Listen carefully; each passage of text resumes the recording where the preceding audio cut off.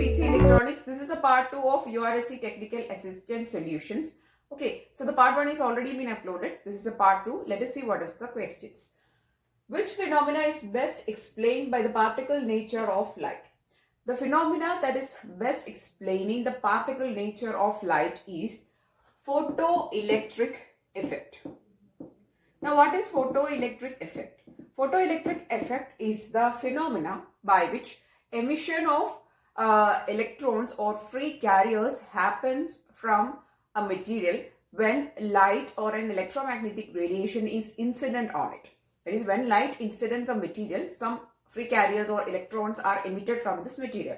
This phenomena is called photoelectric effect, and this phenomena explains the particle nature of light. Okay, and the electrons emitted in such a way is called photoelectrons. Okay, so that is the answer for this question. Photoelectric effect is the answer for the question.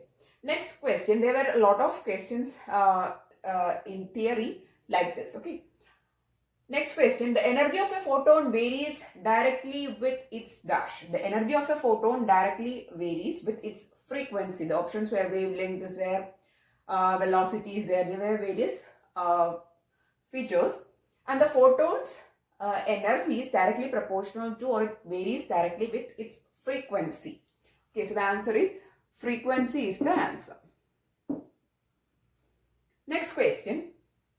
Norton's theorem states that an entire network connected to a pair of terminals can be replaced with dash. Okay, so the Thevenin's theorem and Norton's theorem is actually going hand by hand by explaining that the replacement of these linear networks or linear time variant networks by voltage sources and current sources. Okay, in Norton's theorem, it states that a linear time variant system, which is consisting of voltage sources, current sources, resistances, and various other elements, that is a complete network, can be replaced with the help of a single current source and a parallel resistance connected to it. This is called Norton's theorem.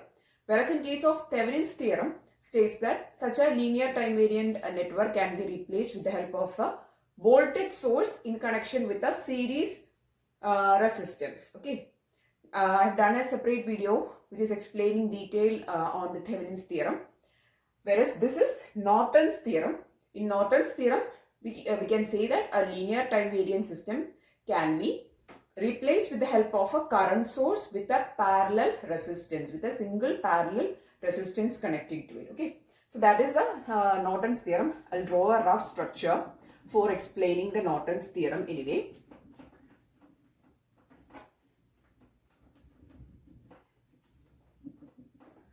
So this is a linear time variant system. Okay, so this is a LT system, and this system can be replaced with the help of Norton's theorem with a current source and a parallel resistance. This is terminal A and B, and here we are replacing terminal A and B with a current source and a parallel resistance. This is called Norton's theorem. Okay, so this is the answer for this question, that it can replace with a current source and a parallel resistance. The options can be current source and linear resistance, voltage source and a parallel resistance. So such options can come. Just remember this figure. There is a current source and a single parallel resistance. Okay. Moving on to the next question. If error in measurement of a radius of a sphere is 1%, that is, the radius measurement is having an error of 1%, then the error in the measurement of its volume is dash. So here we are talking about the error in measurement, that the error is in the measurement of a radius of a sphere. So we know that if there is a sphere and if r is the radius of the sphere, the volume is given by, okay, volume is equal to 4 by 3 pi r cubed is the volume of the sphere. Now here there is only single variable here, which is r, and in r there is an error of 1%. So what will be the error in volume? That is a question. So here there is r cubed is the or R is having a power of 3. So when this type of variables, that is square, cube, or R raised to 4 or R raised to 5, these type of variables are having powers like this, then error will be, that is, you have to multiply it with the power times. So here power is 3. So you have to multiply error with 3. 3 into 1% will be the error in this volume. Okay. So the error in the volume is 3% will be the error in this volume. Okay. So if the power was 4 means 4 into 1%. Okay. So then the error will be 4%. Here, since the power is 3 and the error in the radius is 1. So 3 into 1. So it will be 3. Okay. For this question, it is 3 into 1% error in radius. So it is 3% will be the error in the volume. Okay. So the correct answer is 3% will be the error in volume. Moving on to the next question. The phenomena of sum of higher frequencies in the spectrum of the signal G of t appearing as lower frequencies in the spectrum of its sampled version is called dash.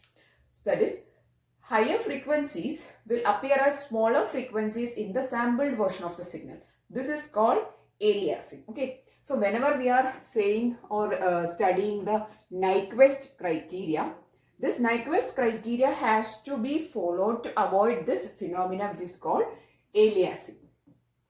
Now, if you want to know what is the definition of aliasing, this question is actually the definition of aliasing. Aliasing is a phenomena in which some of the higher frequencies in the spectrum of the signal G of t is appearing as the lower frequencies in the sample version. There is some higher frequencies due to the missing of some samples in the sampled signal will come as the lower frequencies. Okay. This phenomena is called aliasing, and in order to avoid aliasing, we go for Nyquist sampling, in which we select a sampling frequency f of s which is greater than or equal to twice the maximum frequency of the signal, that is 2fm. Okay. So this criteria is chosen or criteria is selected to avoid this mismatch of frequencies, that is to avoid higher frequencies to appear, that is appearing as lower frequencies. To avoid this problem which is called aliasing, we use this criteria which is called Nyquist criteria of sampling. Moving on to the next question. A real signal is said to be even if dash. Okay. So a real signal is said to be even. Consider that the signal is G of t. The question there was G of t. If G of t is equal to G of minus t, we can say it is even signal. The options were G of t is equal to G of 2G of t or t minus 1. These were the various options. The correct relation for an even signal is that if G of t is equal to its mirror image, that is G of minus t, we can say it as even signal. Okay, so this is the relation. Next question. Correct sequence of PCM modulation. Okay, so what are the various steps they are asking? Various steps in PCM modulation, which is pulse code modulation, is PCM, pulse code modulation. Okay, in PCM, what are the various steps? So pulse code modulation is actually a digital modulation in which the signals are actually converted to digital domain and they are encoded. So the various steps are, first one is sampling is the first step, then quantizing, then encoding. These are the various steps in PCM. So in the options, this were actually jumbled up, that is quantizing, sampling, encoding, or encoding, sampling, quantizing. It can jumbled up, but the correct order or the correct sequence of PCM modulation is this: sampling, first sampling the signal, then quantizing the signal. Now after this step, the signal is digitized. Then after digitizing the signal, we are coding. That is, in the encoding step, we are actually coding the signal. So it will be pulse code modulation. Okay. So the correct sequence is sampling, quantizing, then encoding. The next set of questions is this: the difference between any one measured value and its arithmetic mean of a series of measurements is called as dash. The options were resolution, deviation, accuracy, precision, etc. The correct answer is called deviation. That is, if you are taking the arithmetic mean of a set of measurements and we are going to take the difference between one measurement and this mean is called actually finding the deviation in each measurement. This, if you are taking the difference between one value and the arithmetic mean, means it is actually finding how much difference or how much deviation is there for this value from the mean. Okay, so the correct answer is deviation is the correct answer. Next question, resolution bandwidth of a spectrum analyzer is its capability to dash. In spectrum analyzer, what they do in spectrum analyzer means they are analyzing the frequencies, right? So in spectrum analyzer, the resolution bandwidth means it is the capability of the spectrum analyzer to distinguish or to identify the smallest frequency. So the spectrum analyzer is analyzing frequencies. The resolution bandwidth is a capability to identify the smallest frequency. Next question, in a microprocessor, pipelining refers to dash. So the question is regarding the pipelining. So I'll draw a simple three-stage pipeline. Okay, it consists of fetch, execute, decode. This is the first instruction. Then for second instruction, it will start from here. Fetch, execute, decode. Then third instruction, I'm just drawing a random example. Okay, it will be from here. Fetch, execute, decode. So this is a three-stage pipelining, and this is how the three stages of the three instructions are being executed. Okay, so when the first instruction is executed, it will this is the first cycle. The fetch is started, then the execute is being done. During this execution stage, the second instruction is fetched. Okay, so this is actually pipelining. In pipelining, what is being done is, while one instruction is being processed or executed, the next instruction is actually fetched. This is happening in pipeline. Okay, so in the third cycle, what is happening? The first instruction is going, that is, it is it is not fetch, execute, decode. It is in the reverse manner. I'm really sorry. Fetch, decode, then execute. Okay. Okay, here also decode, then execute. Here it is decode, then execute. Okay, so this is how it happens. So, so in the second stage, the first instruction is, in the second cycle, the first instruction is decoded, and during that time, the second instruction is being fetched.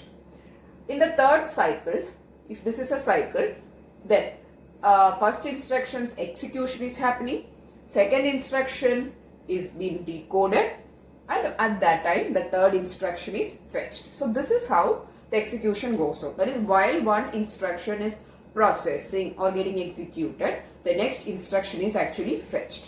This is instruction 1, this is instruction 2, this is instruction 3. And the instructions are divided into various stages: fetch, decode, execute, likewise. This is the basic thing of pipelining. So you have to answer this. That is, from the option, the correct answer is, while one instruction is getting executed, second instruction is being fetched. Okay. Now, next question. For high bulk data transfer, microprocessor uses dash. For high and bulk data transfer, microprocessors uses DMA or direct memory access. Okay, so we have explained about DMA in various videos. So I hope that the concept of DMA is clear to you.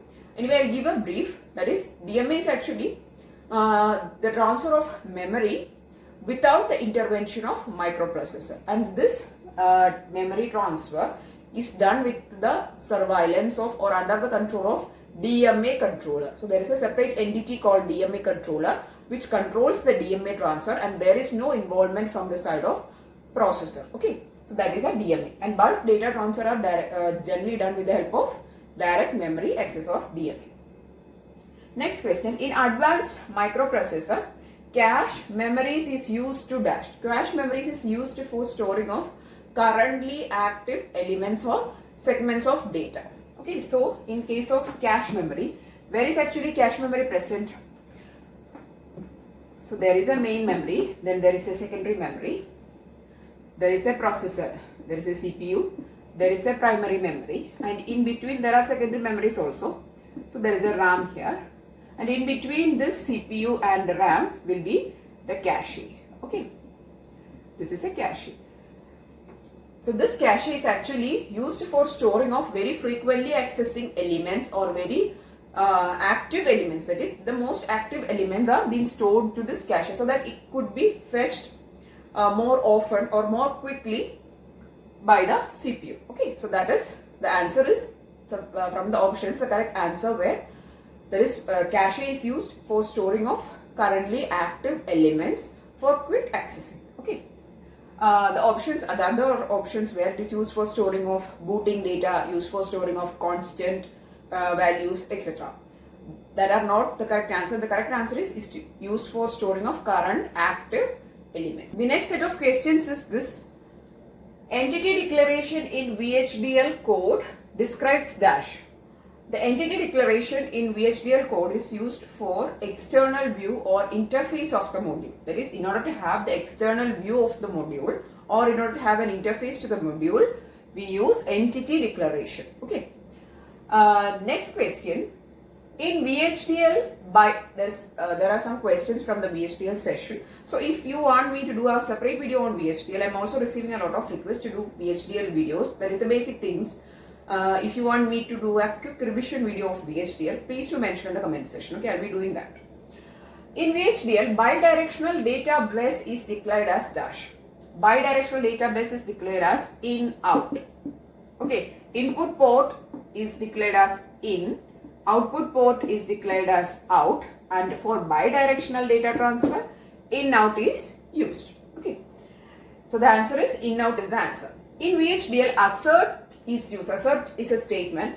It is used for dash. It is used for error messages or warnings in order to indicate error messages or in order to declare error messages or warning during the simulation of the model. This assert statement is used. Okay.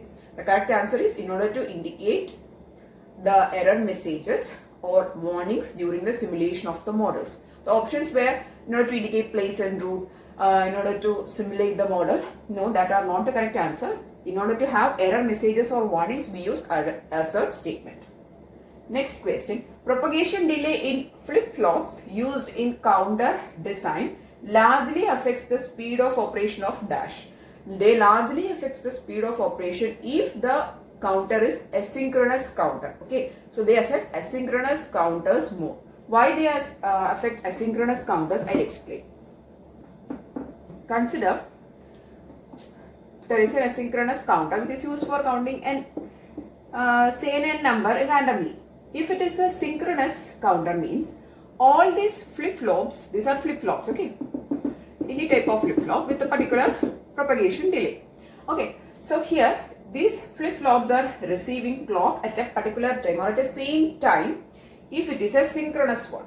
But whereas if they are not synchronous one or if they are asynchronous one, means they are not receiving clocks, that is at same time, they will be getting clocks or they are not getting clocks. In asynchronous means there is no clock signals, right? So the output of this flip-flop is fed to the second one, only then it is active. So thereby the propagation delay will get increased. It is not happening at the same time. The propagation will have a delay and the propagation delay of each flip-flop will come into play in the case of asynchronous ones.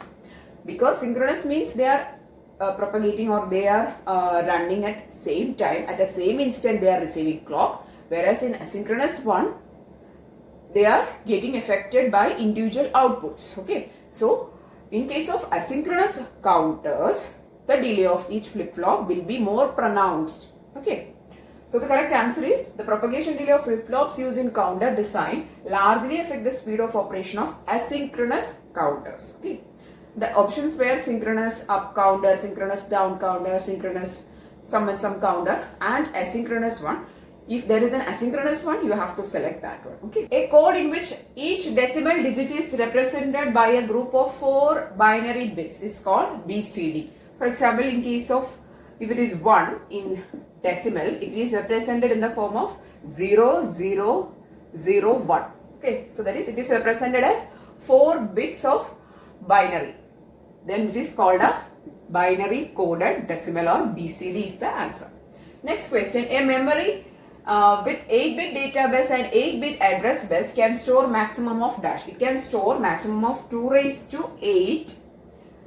It is having a width of, that is data bus is having a width of 8 bits, so into 8 bits. So it can actually store 2 raised to 8 bytes.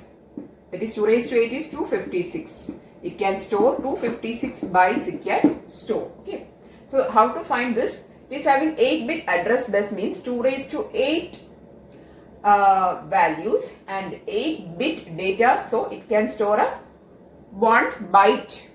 So 1 byte into 2 raised to 8. That is how you have to do this. So 2 raised to 8 is 256. 8-bit means 1 byte.